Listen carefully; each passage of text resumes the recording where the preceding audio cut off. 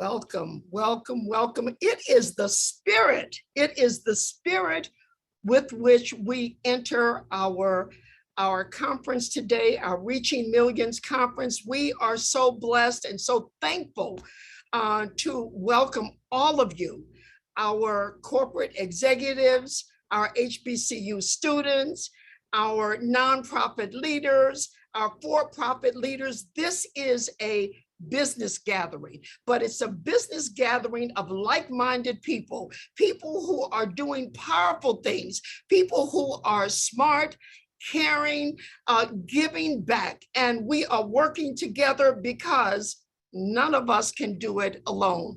We have a powerful group of leaders and folks who are going to give you words of wisdom today. Our conference is today and also tomorrow. Guys, sit back, take it easy for a couple of hours. It is about going into 2022 with power, with fresh ideas, with new business relationships. We've got to learn in order to do well and in order to do better. That's what we are about. The HomeFree-USA Reaching Millions Conference is a little bit different from many of the conferences that we have engaged, because our job is to not only inform, but also inspire, to learn from people who are doing fantastic things, doing fantastic research as you are about to meet, but folks that we all should work with, should be a part of and learn from.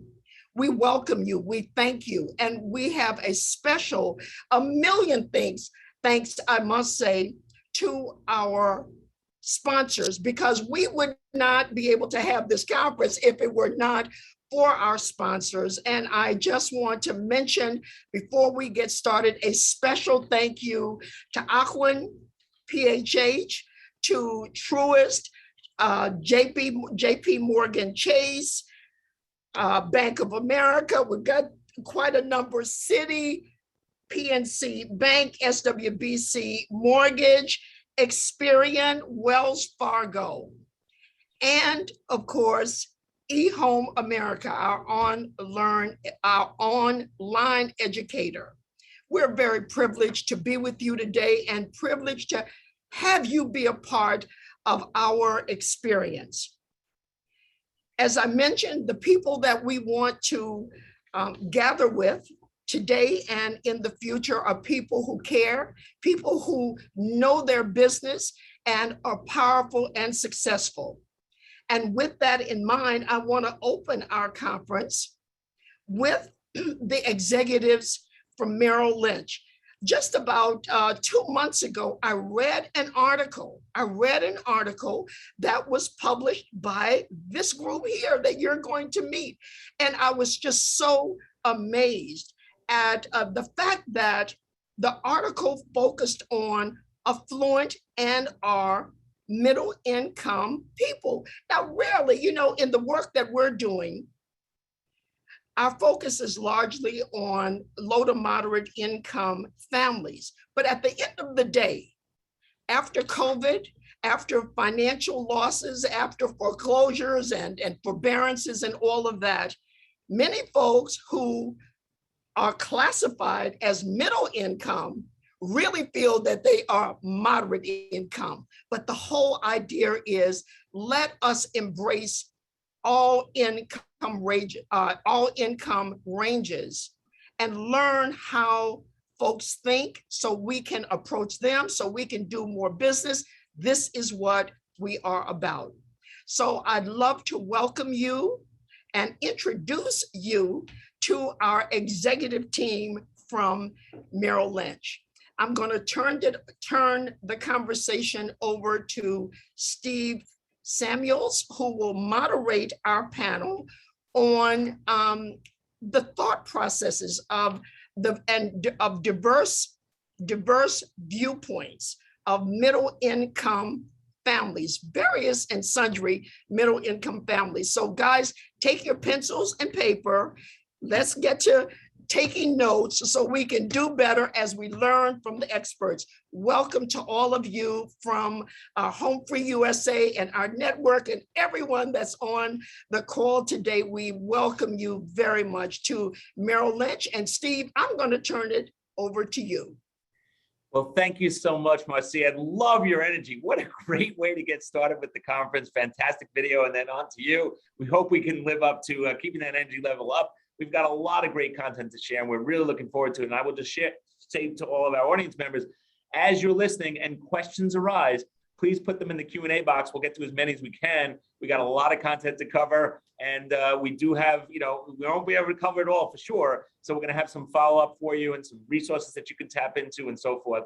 So thank you again, Marcia. Let's get started. We're so honored to be with all of you, albeit virtually, but that's also a good way to quickly gather everybody together in the Reaching Millions Leadership Conference, and in hosting today's discussion on really what we hope you'll find to be an exciting new body of research. You see, Merrill recently published a body of research that we call Diverse Viewpoints. It explores the financial mindsets of individuals in affluent, diverse communities. We began our series with a focus on the Black African American community, the Hispanic Latino community, and the LGBTQ+ communities. And across the three research papers, we saw many themes arise: hard work, family, community, success, giving back, and the list goes on. And as you'll hear in just a moment, the research is exciting is that it goes well beyond just pulling data or asking questions on a survey. It included real interviews in people's homes, both live and virtually. It dove into how respondents feel and think about money, about success, while focusing on emotions and real family dynamics, importantly. And importantly, the intent of the research is to gain insights that we can all use to spark a dialogue and help make financial lives better, which really is the purpose of Bank of America, to make financial lives better. So it's meant to be simply the beginning of a conversation, and will continue to evolve over time as we all learn more together. So today, let's discuss how some of these findings can support the work you all do to support, in turn, the financial strength of diverse communities around this great nation. So we'll start with some of the findings on home ownership. That certainly is the sweet spot for today's dialogue. Then we'll talk through some of the other prominent themes as we dive in a bit deeper. And finally, we'll engage on how all of this underscores the journey towards financial wellness and generational wealth building in diverse communities. With that, let me introduce today's esteemed panel. First, we have my good friend, Jen Auerbach Rodriguez. And Jen is the Strategic Growth Markets Executive for Merrill. She leads a team focused on client acquisition, retention, and strategic growth initiatives focused on traditionally underserved clients and communities, and in so many ways was the architect behind what we're going to hear today. We'll hear from Jen about that in just a minute. Next up, we have Adrienne Hughes, and Adrienne is our National Client Experience Executive for our firm. She's responsible for developing and driving our organization's client experience strategy, and it's focused on creating a consistently exceptional client standard of care. I love that, Adrienne, for every client at our firm. And then we have Shelley Saranidi, and Shelley is a divisional financial advisor, development performance executive out of the great city of San Francisco. And she is the performance executive for both the West and Texas Mountain South divisions. She covers 37 markets and 19 states between the two. And she's responsible for leading and coordinating the implementation of our trainee program, is the best way to put it. As we engage here up on this stage, we're happy again, as I mentioned, to engage with any of your questions, so please send them in. Okay, so to start today's panel, let's begin with the topic that's core to the founding of HomeFree-USA. Of course, home ownership, and more specifically, thinking about the role home ownership plays in obtaining and maintaining financial wellness and freedom, as we just heard from that amazing video. We'd love to get a copy of that video, Marcia. It's fantastic. And it's important to note that the research was conducted among affluent members of these communities, and all survey participants had a minimum of 100,000 in investable assets. So Jen, if we can, let's begin with you. I mentioned earlier how this research was different. And as the primary architect of it, can you comment on your perceptions of what makes the insights we're about to discuss so meaningful? Absolutely. Can you hear me? Loud and clear. Excellent. Well, once again, thank you to HomeFree-USA for, the invitation to be a part of this. It really is such a pleasure to be able to talk about the research. And Steve, if it's okay, I'd actually like to just take one, maybe two steps back and offer just a little bit more of the context of the why.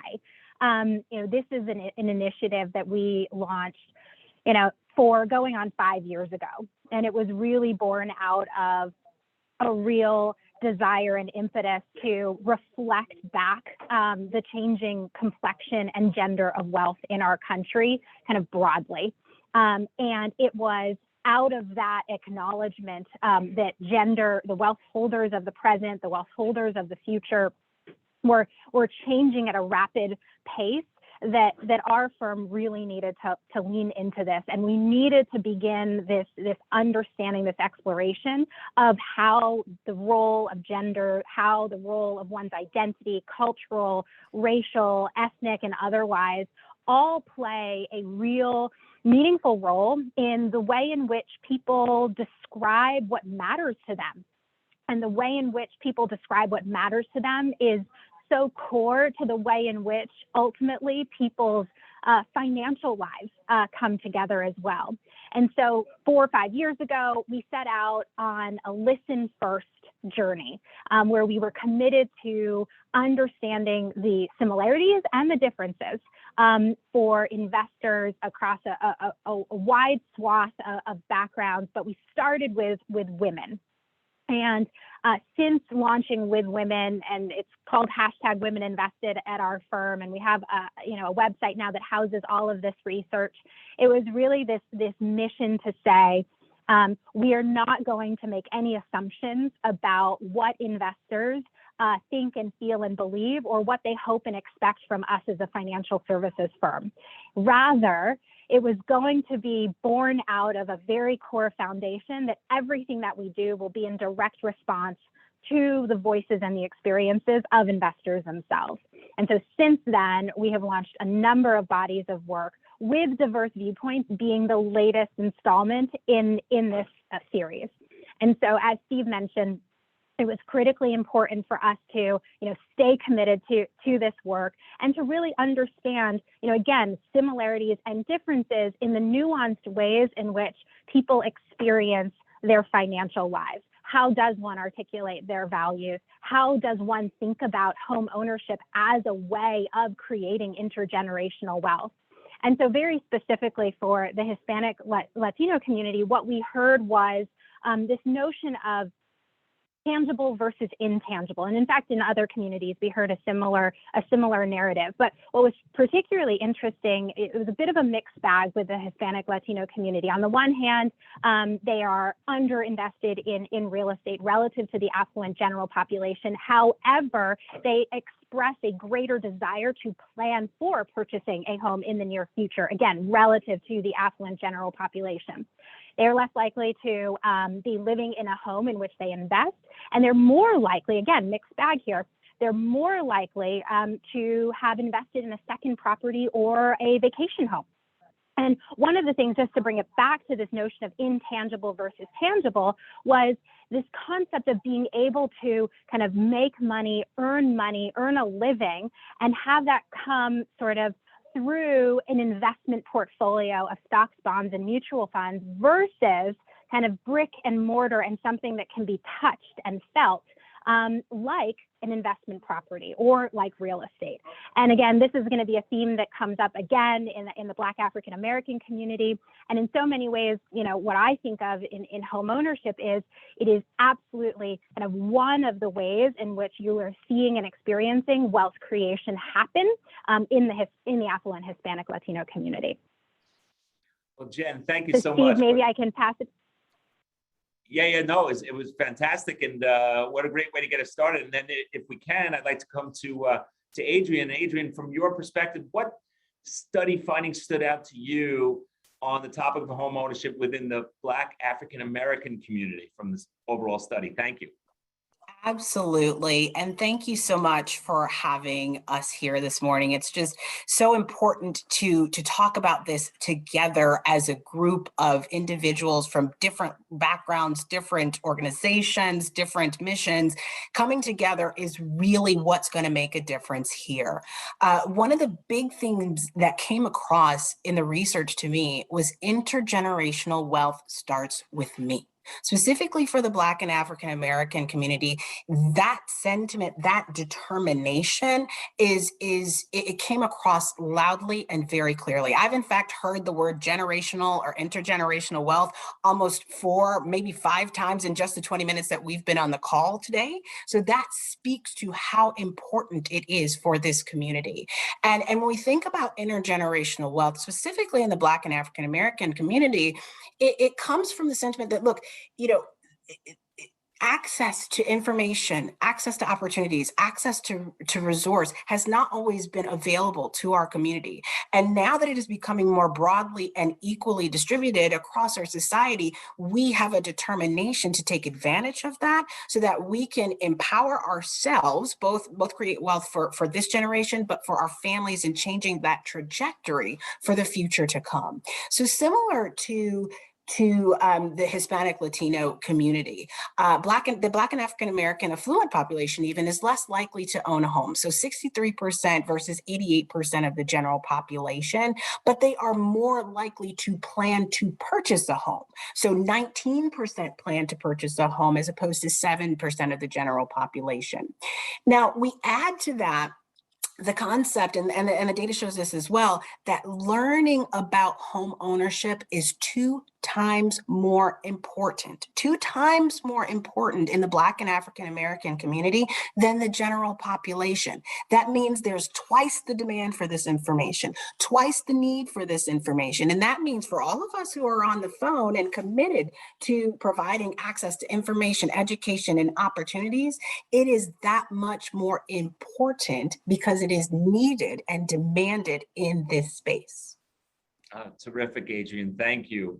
Really appreciate you sharing that. And team, I just want to suggest again, any questions that you have as we continue the dialogue, please bring them into the Q&A section. We'll get to as many of them as we can.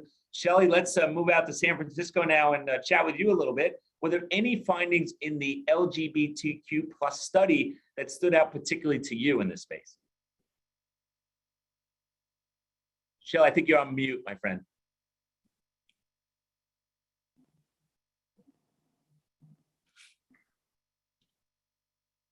Team, are we ever hear Shelley? Jen, can you hear me? Adrienne, can you hear me? Okay, so yeah, if we can can't ask, hear Shelley. Yeah, so our HomeFree-USA friends, can you just signal us when we get Shelley's mic back, and then we'll go right back to Shelley? Okay, that'll be great. We'll be standing by for that. And we're gonna. Hey, Steve, and in the meantime, Go ahead, could I Jen. just add one other point that I failed to mention, just in terms of, why we believe this work to be kind of A, important, but B, again, differentiated is, I think, at least when I started in this role, it was not uncommon to kind of say, let's conduct a survey, let's conduct a nationwide survey, and let's have it be, quantitative, right? So that we can get empirical results from a national survey. And what I, have taken a lot of kind of pride in is that the team really did not accept that as good enough. The team really challenged our partners, and we did partner with a firm called Ipsos, one of the third largest market research firms in the world, to help us really do this in a way that would feel truly differentiated. It would truly kind of tackle questions in a manner that felt different. And so everything from the way in which, we developed the question bank, to whether it was appropriate to use, Black African-American, Black or African-American, Hispanic, Latinx, Latino, everything was challenged from the very beginning, even the research design itself. And so again, it was not acceptable for us to just sort of conduct a simple quantitative survey and collect, statistics back, what we did was we made sure to include a number of other elements to the research design, which, Steve, you alluded to at the very beginning.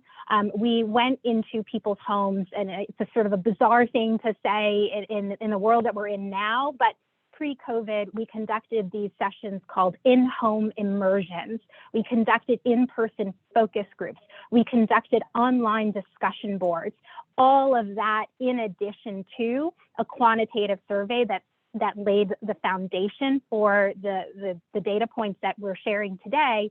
But what it allowed for, and I know the discussion will take us there as well, it allowed for that really rich tapestry of narrative and first-person experiences to help really bring these data points to life. And so when Adrian mentioned something like, intergenerational wealth starts with me, that is a direct quote from not one, but many study participants. And so you can feel the emotion and what that means to say that I am a first generation wealth creator. And yes, the way in which I think about wealth creation, sure, it has to do with home ownership. Sure, it has to do with entrepreneurship, but it also comes with real emotion. And again, it was important for us to make sure that the research came with how multidisciplinary of a topic this really is. No, that's great. And Jen, as you were speaking, and Adrian, when you just went through what you did, it prompted some questions for our audience. And I think we have a great one here from Christine Gould, who would like to know, maybe you can both address this. Why haven't more middle-income Black families bought a home? What are we finding there? Why is that the case? Maybe we'll start with you, Adrian, and then Jen, your perspective as well. Yep. That is a phenomenal question, right? And it's hard to actually point to one specific answer. But what I will say is that the access to information, the access to education, the access to financial professionals, trusted financial professionals like ourselves it has been lacking in the past. And that's why we're committed, to making sure that not only do we have things ticked and tied sort of on paper, but that we are local, that we are invested in the community, that we are having those conversations that need to be had. Across Bank of America, we have what's called Better Money Habits. And these are very specific, targeted sessions, almost like, one-to-one counseling, consulting sessions with individuals to help them on the path to home ownership. So there are many things that can be done. There are many reasons why, but I think the most important thing to remember is that there are so many people, even on this call today, that are committed to finding the solution and getting that solution into the hands of the right people. Thanks, Adrian. Jen, any further perspective you want to add to that? No, I would chime in. I think it really is, as an industry, I would say there is somewhat of a bad rep out there where, demystifying, we talk about demystifying, right, what it is that we do and making things more accessible. And so I do think that this is no different then, why is it complicated, right, to understand what a risk tolerance is, right, or diversification? I think that this is a similar set of topics where access to individuals who have the resources, who are able to give you the sort of advice and guidance to understand, sort of simple things, to put it into layman's terms, right? This is how much house you can afford, right? And the good news is that a lot of this, I think the industry has made sort of massive steps forward in terms of making this information far more accessible today. As Adrian mentioned, Better Money Habits, there are calculators on all of our public websites that allow you to really engage and understand whether or not, buying or renting, makes sense. And similarly, I'm sure that HomeFree is another, fantastic resource to help put sort of connections into place for people to think through these decisions. And I will also say that there is an intimidation factor. I know that as someone who purchased her first home last year, there was a lot, and it can feel intimidating. And the best advice that I can give is to always acknowledge when you don't know enough. And so you have to phone a friend, you have to phone an advisor, you have to call someone who does know. And once you do that and you acknowledge that you've got to outsource it, it's like, oh, this is how people do it. Got it. That's great, Jen. Thank you. Thank you both for answering that question. We have some more that are coming in behind it. But Shelley, let's see if we have your audio back. We're going to try Shelley again. Sure, test. Can you hear Perfect. me? All right, excellent. Good.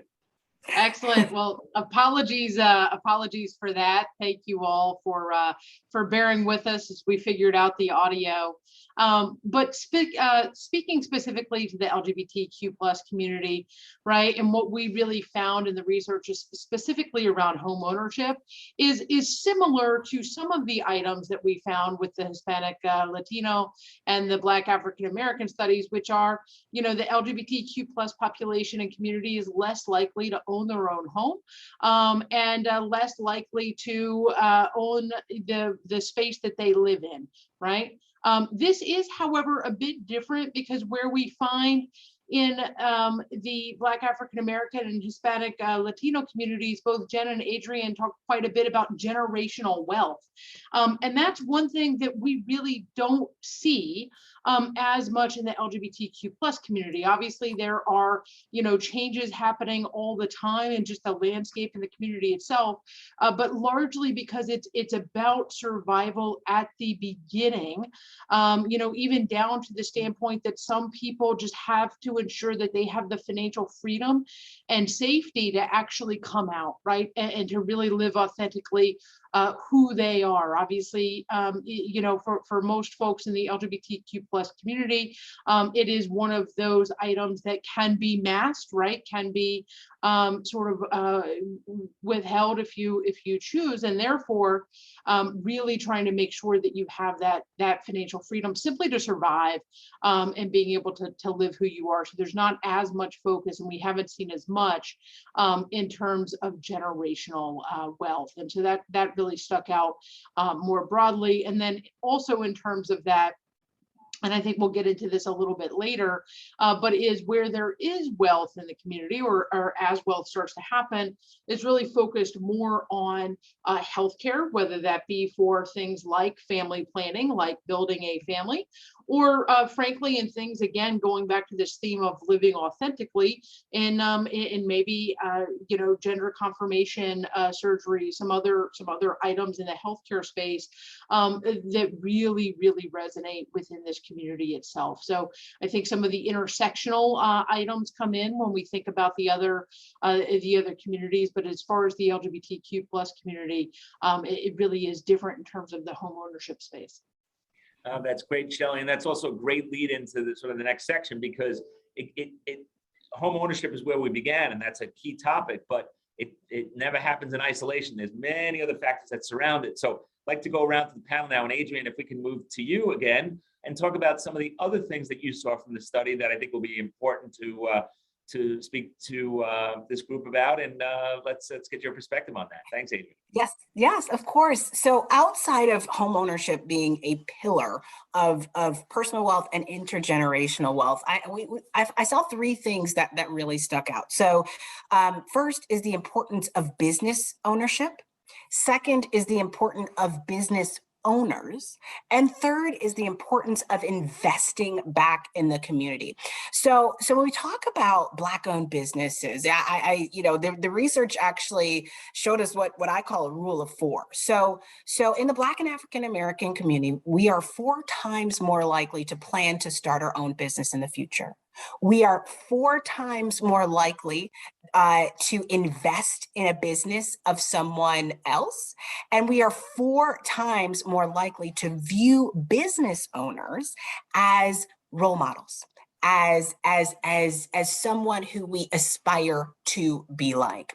And that's really important in this community. So first, the importance of business ownership. It is, owning your own business is a source of pride for the Black and African American community. It is a source of pride for the individual. It is a source of pride for the community. It is that sense of having worked hard and having beat the odds, if you will, to actually own something to build your own wealth, but to also impact your community.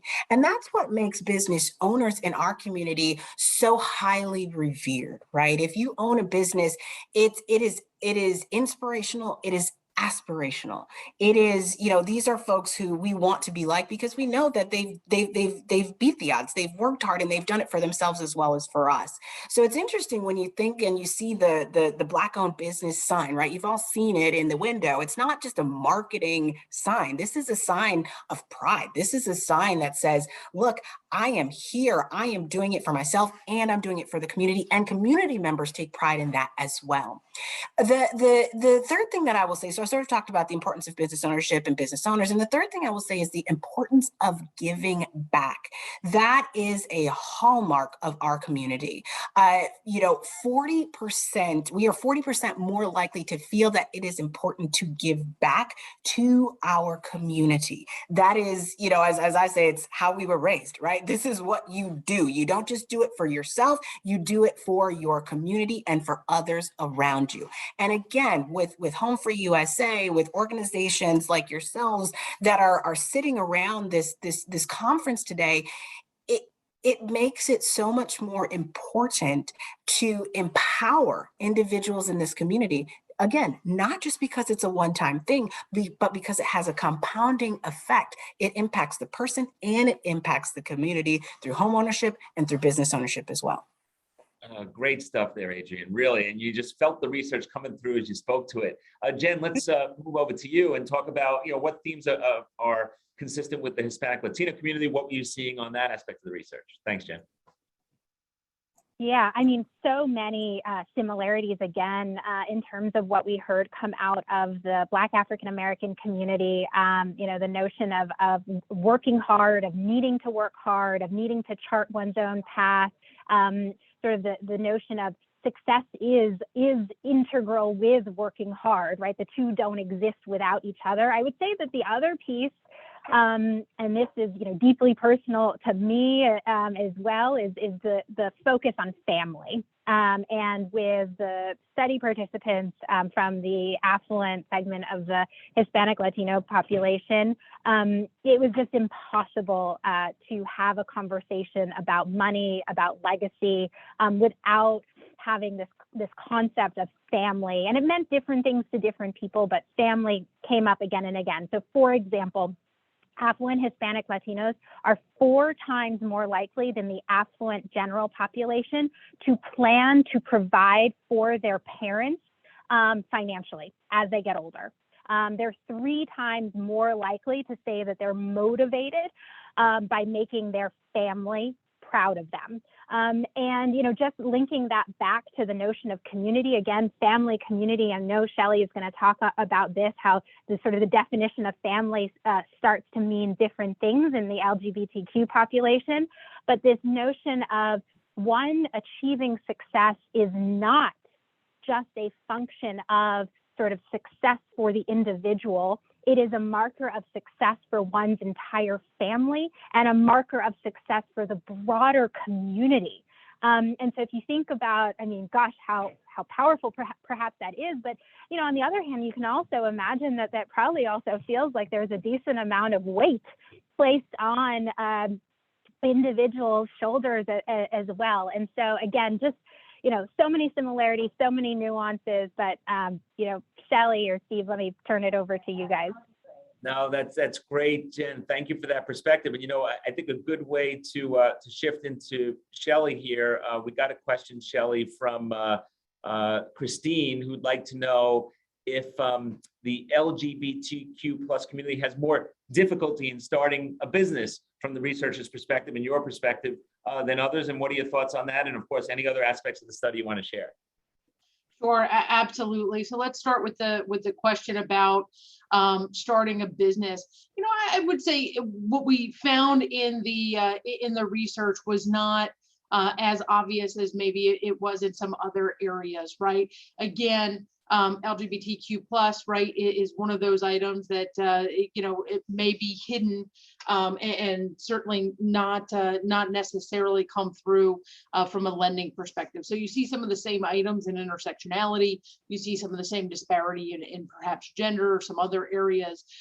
So I would say that from that perspective, where we don't necessarily see the same things in LGBTQ plus starting their own businesses. What we do see, however, is some of that same desire, right? Those from the LGBTQ plus community want to support the LGBTQ plus community where they can, right? If there happens to be an LGBTQ plus doctor, surgeon, plumber, healthcare worker, whatever it may be, you really do see that we want to support community. And that's one of the items that really comes through loud and clear, specifically in the LGBTQ plus study, is this idea of helping the community, and that really being first and foremost one of the top financial goals. And so whether that be in supporting LGBTQ plus businesses, whether that be in supporting varying organizations. And I think there's quite a few reasons for that, right? I mentioned before that financial freedom is especially important in the LGBTQ plus community. And that's certainly what we found in the research and certainly what we find, anecdotally when talking to those in the community. And really it is because of this desire to be able to live authentically, as well as some of the additional needs. Another staggering statistic that comes through is 40% of the homeless youth in our country identifies as LGBTQ plus. And then on top of that 40%, it is incredibly disproportionately LGBTQ plus youth of color. Right. And so from our Hispanic, Latino, and Black African American communities, even our Native American communities, really it is a staggering statistic, and it is, that has historically been the case, and unfortunately historically continues to be the case, whether it be, whatever the individual is fighting at home, just again, that need to be able to live authentically, and what that may mean in the current space. So I think this idea of giving back, and that being the biggest priority, is those that have, accumulated wealth along the time, or have wealth to give, that is really important. The LGBTQ plus community really views the community, whether that be businesses, whether that be nonprofit organizations, whether that be research organizations for healthcare or otherwise, really view that as family. And that is their idea of sort of this concept of generational wealth. I think it really comes through in the LGBTQ plus community as philanthropy and supporting the community. And just to give you a few final stats on this, right, that this community is 2 times as likely to really cite that and helping the community as their top financial goal, and 45% more likely to view giving back and supporting the community as a top priority for all of those reasons that I mentioned.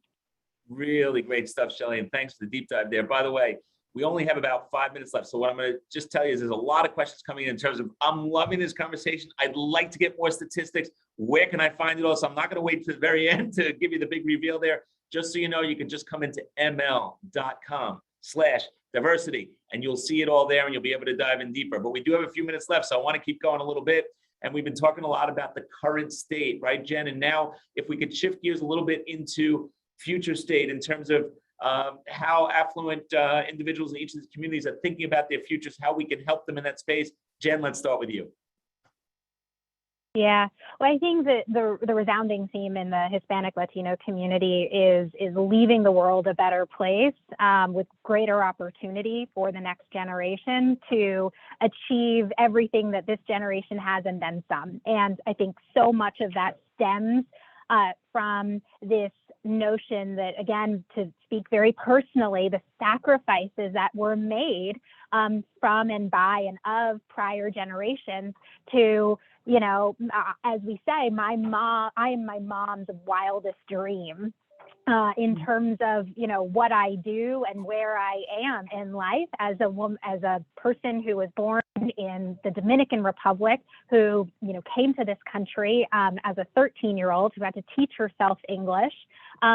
It was really not a thought for my mom to even, envision her daughters having a life that I have right now.